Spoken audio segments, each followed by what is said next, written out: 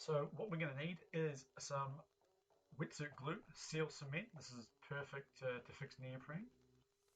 We're wanting some sellotape. We're wanting a sewing kit. Well, I just picked them up from the $2 store. Cheapest chips does the job. Yeah, cotton bud. I've used this one a few times before. And we want some paper. Because when that glue starts coming out, it really does start pouring out. We want somewhere to put it. First of all, what we want to do is we're going to open up the nick, and then we're going to put in the glue. And here it's always less is more, all right? Less is better. If you push the glue too hard, it is literally going to pour out. And that's what we have the paper for, just to make sure we've got somewhere to put it. Once you've got a little bit in there, we want to grab a cotton bud, which is like our brush, and that's just going to slowly scrape. You can see how as we slowly scrape across the surface, it takes off any of the excess residue on the top, and you can barely notice it's there. Sellotape over the top, leave it for 5 minutes, done. Now here we have is a tear all the way through. All right, so you see my little finger coming all the way through. This is when you've pierced all the way through. It can be either a tear, or you can do this with a really, really strong nail nick. And sometimes little nail nicks, if you don't look after them, that's what they can turn into. So we've threaded the needle, and what we're going to do is you're going to lightly pierce the rubber, not to go all the way through, just to hang on this side of the neoprene, and then we're going to loop it through back on itself, and that just kind of starts the process and locks it down.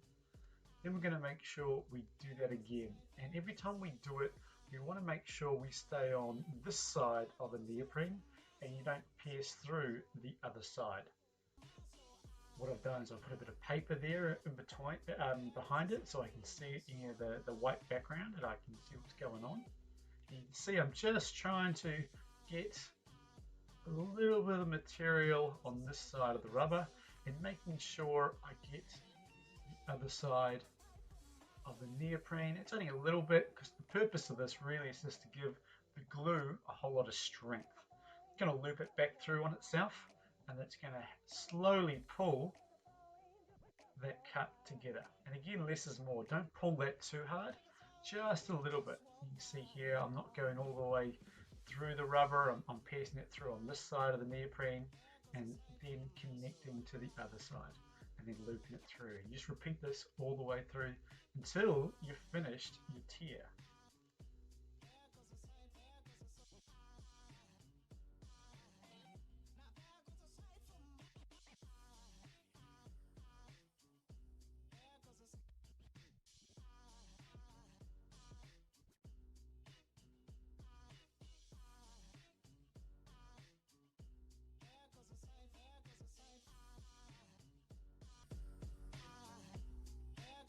And once you've finished your looping through, and you've finished off the sewing, what you can then do is just tie a little knot on itself.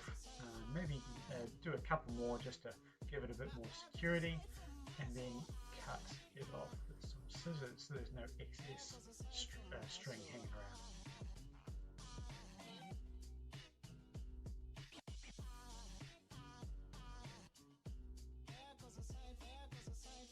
Right, now we turn it the right way around, and then we slowly start putting the glue in. Again, really careful here, less is more.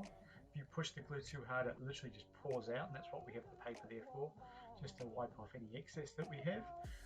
We fill the inside of that cut, and then we squash it. Once we squash it, some of that glue is going to ooze out, and we use our cotton bud like a paintbrush, and then we slowly get rid of any of the excess. You can see as it starts getting a little bit tacky, it starts coming off.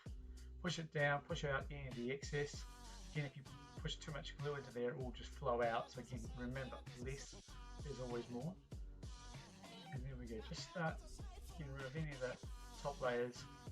Once you've done that, then you're going to grab your sellotape again, and you're going to sellotape along the cut.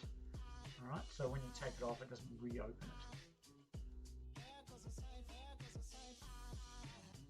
Now leave it for at least 5 minutes to dry. That's minimal. If you can leave it from 10 to 15, that's better. So wetsuit repairs can be done even before a race if you have to. As long as the wetsuit's dry, that's all you need. Dry wetsuit, 15 minutes, repair kit, and you're sorted.